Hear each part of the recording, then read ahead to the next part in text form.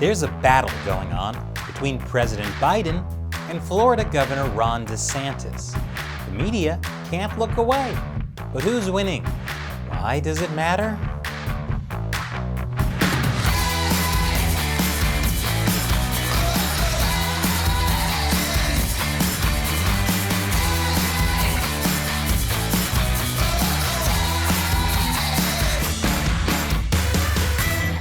Welcome to America Uncovered. I'm Chris Chappell.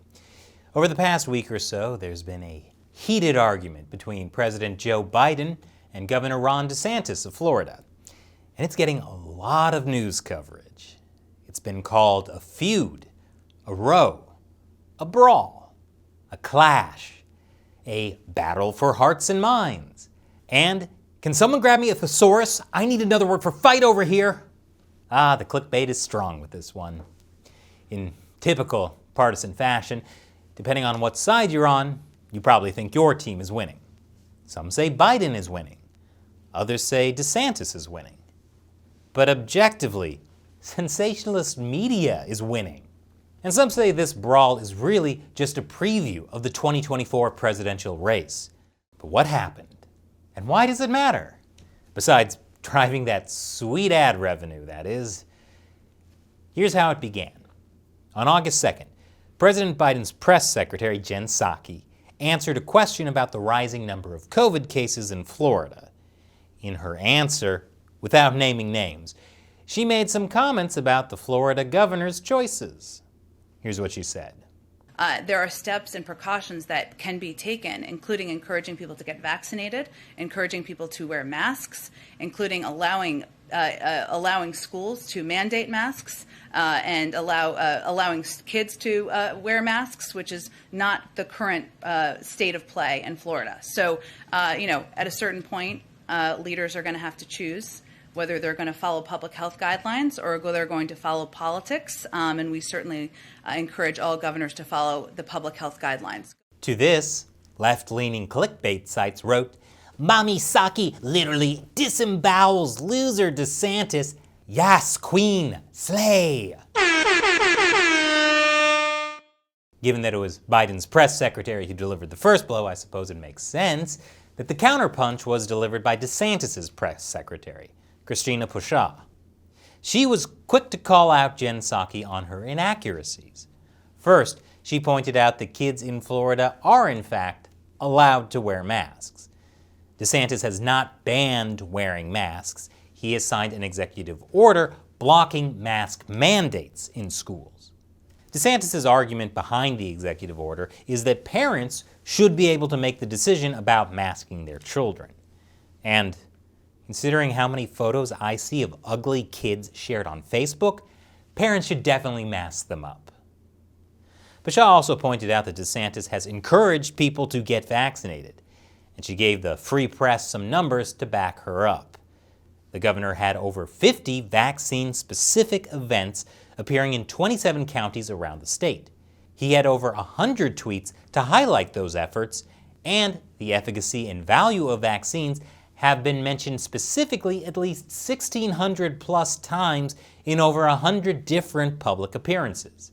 I'm surprised left-leaning clickbait sites didn't respond to this by writing, Actual monster DeSantis encourages Floridians to get shot up. Definitely worse than Hitler. Maybe even more dangerous than Trump. Oh wait, this one isn't satire. And yet, in a way, it is a joke. Finally, DeSantis' press secretary said that by dismissively ignoring Governor DeSantis' efforts to protect vulnerable Floridians, Psaki is the one playing politics with the pandemic. To this, right-leaning clickbait sites wrote, Base Daddy DeSantis' press secretary red pills and triggers snowflake Biden cuck. That was round one, the battle of the press secretaries. We'll take a look at round two after the break. Welcome back. In round one of the fight between the Biden administration and the DeSantis governorship, the press secretaries exchanged some harsh words.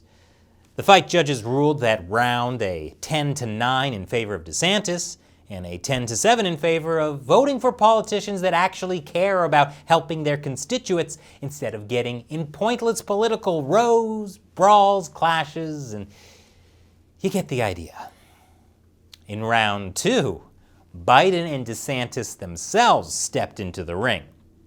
On August 3rd, President Biden gave an update on the nation's COVID response.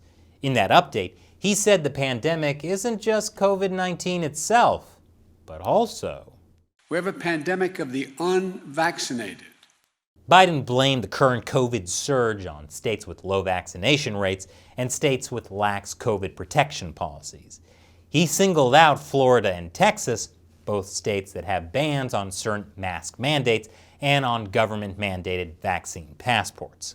While that connection is debatable, Florida and Texas are both objectively responsible for the rise in cases of mud wrestling injuries at chili cook-offs.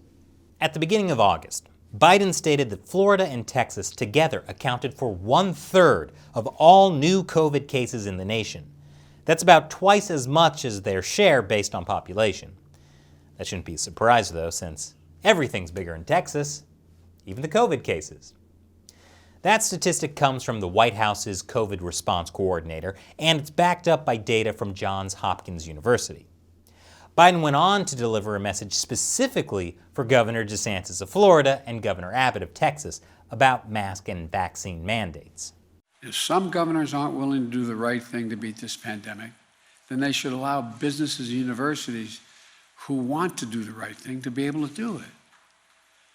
I say to these governors, please help. But if you aren't going to help, at least get out of the way of the people who are trying to do the right thing. Use your power to save lives. Ooh, a vicious body blow by Biden. Well, maybe not vicious, more like a slow, methodical, oddly soothing body blow. And if you're wondering what the right thing is, it's mask and vaccine mandates. Governor DeSantis did not appreciate being singled out, so he did the only thing a Southerner can do when his honor has been questioned. He demanded satisfaction and challenged Biden to a duel. That would be interesting, but I'm kidding. He just held a press conference. And whereas Biden laid the blame for the recent surge on DeSantis' lax COVID rules, DeSantis laid the blame on Biden's immigration policies. In other words, DeSantis responded to Biden's body blow with a savage crossing the border allegation. DeSantis accused the Biden administration of allowing illegal immigrants who are COVID positive into the country, which Biden actually kind of admitted in his August 3rd remarks. That's when he said the humane thing to do for unaccompanied minors was to let them in and treat them. I'm not sure how humane it is. Biden may not be facing DeSantis in an actual boxing ring, but he is dealing with immigrant children in cage matches. DeSantis also accused the Biden administration of putting illegal immigrants on planes and buses and moving them around the country regardless of COVID status. And there is some evidence to support that allegation, although there's no data on how much illegal immigrants are actually spreading COVID. But DeSantis' main argument had to do with personal freedom. We can either have a free society or we can have a biomedical security state. And I can tell you, Florida, we're a free state. Joe Biden suggests that if you don't do lockdown policies, then you should, quote, get out of the way. But let me tell you this, if you're coming after the rights of parents in Florida, I'm standing in your way. I'm not going to let you get away with it. That was round 2. We'll cover round 3 after the break. Welcome back. And get ready for Biden versus DeSantis round 3. Fight. Round 3 began on August 5th. During an event promoting electric vehicles, President Biden took a spin around the White House lawn in an electric Jeep Wrangler. Here's footage of the event from C-SPAN.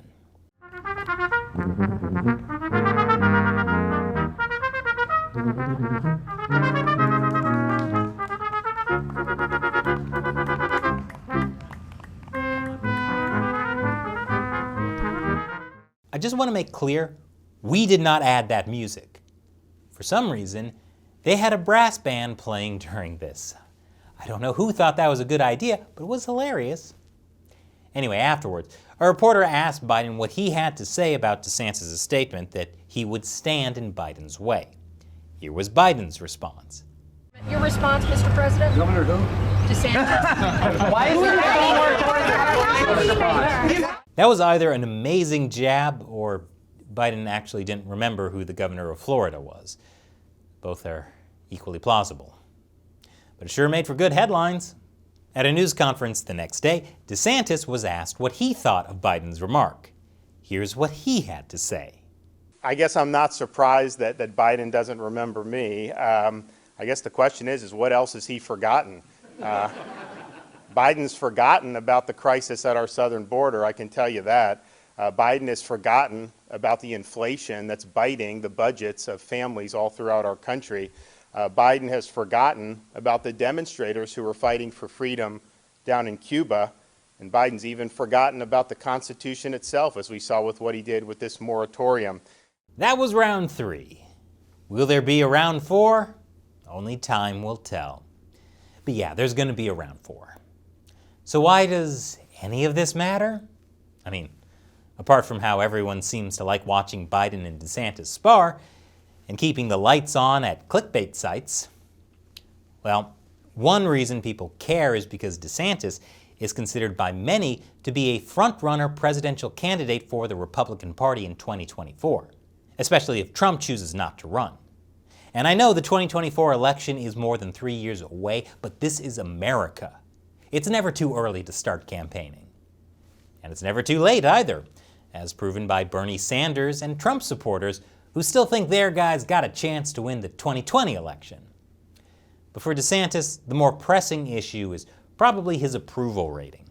It's falling as COVID cases spike in Florida. Florida has been breaking records day after day with new COVID cases. And although Florida has not seen a record number of COVID deaths, DeSantis has still been hard-pressed to reassure Floridians that everything will be all right. To be fair, though, it was impossible to convince people that everything would be all right in Florida even before COVID. That might be why, according to one poll, the majority of Floridians actually want the mask mandates DeSantis has banned, which in turn might be why some school districts are imposing mask mandates despite Governor DeSantis' executive order. So DeSantis has 2 choices. 1, he can give in to public pressure and try to regain his lost popularity, but that will make him look weak. Or 2, he can stand firm and hope his approach will ultimately lead to a better situation for Florida than for stricter states. DeSantis has chosen to stand firm. What? You expected a Floridian to not take the more aggressive option? You ask a Floridian if they want the soup or the salad, their response will be, "I choose violence." DeSantis' battle with Biden is the perfect platform to make his position known far and wide. And it's strengthening his reputation among his core supporters. Or it's all just a great distraction from rising COVID cases in Florida.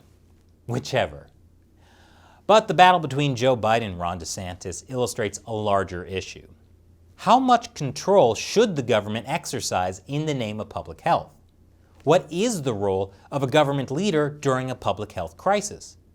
And if Republicans think businesses shouldn't be allowed to refuse service to someone who doesn't have the same beliefs they do, does that mean they're now also in favor of forcing bakers to make gay wedding cakes? Biden argues that the right thing to do is to mandate public safety measures like masks, social distancing, and vaccines. DeSantis argues the right thing to do is to let individuals choose for themselves what's right for them and their children. It's a big government versus small government debate, and it goes right to the heart of classic Democrat versus Republican politics.